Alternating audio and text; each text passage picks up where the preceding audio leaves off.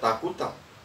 Tetapi mari kita melihat apa yang dilakukan oleh Yosafat, yakni mengambil keputusan untuk mencari Tuhan, berdoa dan berpuasa. Jangan kamu takut, aku adalah.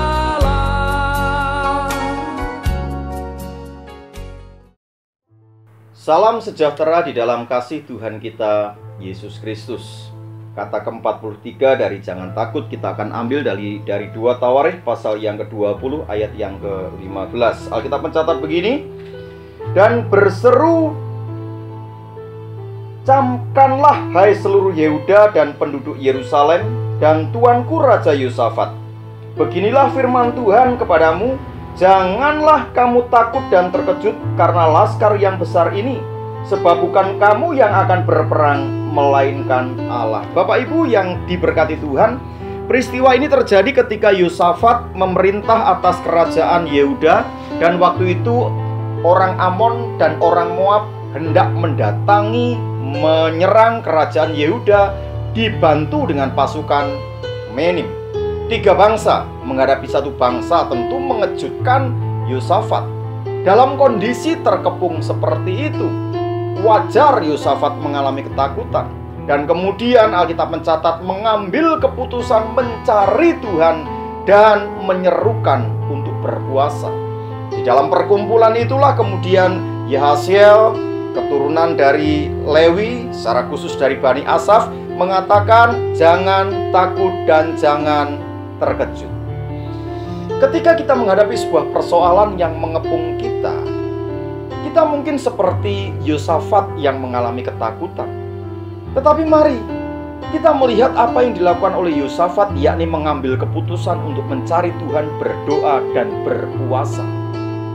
Mungkin ada di antara saudara yang saat ini sedang mempersiapkan pernikahan, lalu saudara mengalami ketakutan karena mendengar berita ada orang yang menikah tidak lama kemudian cerai. Sekelilingmu ada orang yang menikah sudah sekian lama kemudian cerai. Ada orang di sekitarmu juga yang menikah, bahkan mungkin di antara anggota keluargamu yang menikah sekian lama bukannya menjadi surga, tetapi justru menjadi neraka yang setiap hari kelihatannya tidak harmonis.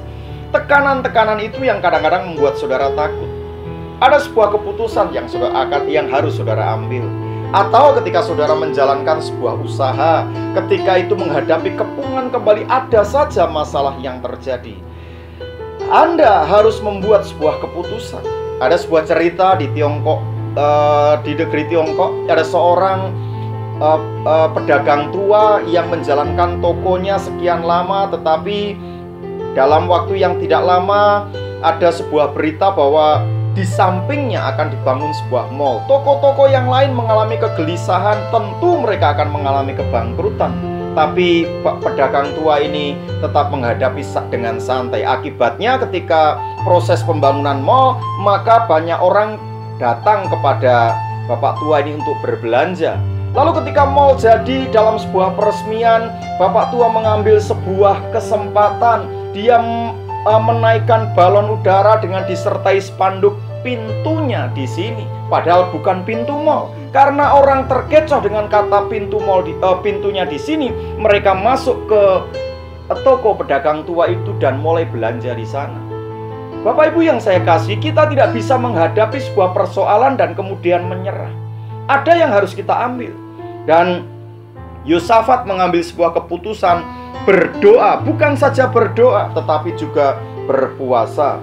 Karena ada kalanya Bapak Ibu yang diberkati Tuhan, ada hal tertentu yang tidak dapat kita hadapi dengan cara berdoa biasa, harus disertai dengan puasa.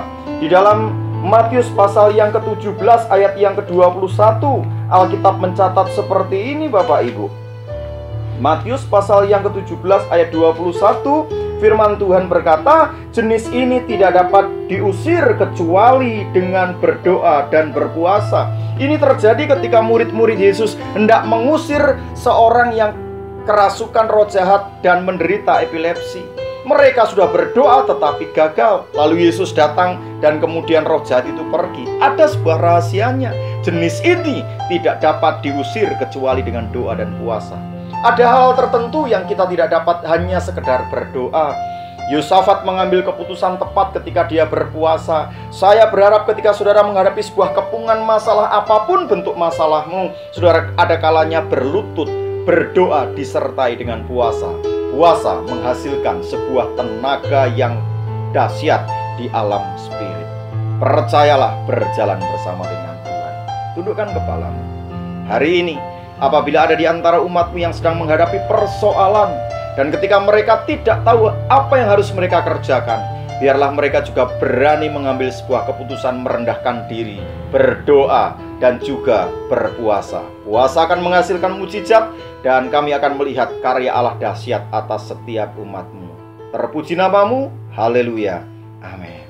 Terus berjuang, Tuhan Yesus memberkati. Ku tidak takut, sebab Kau besertaku.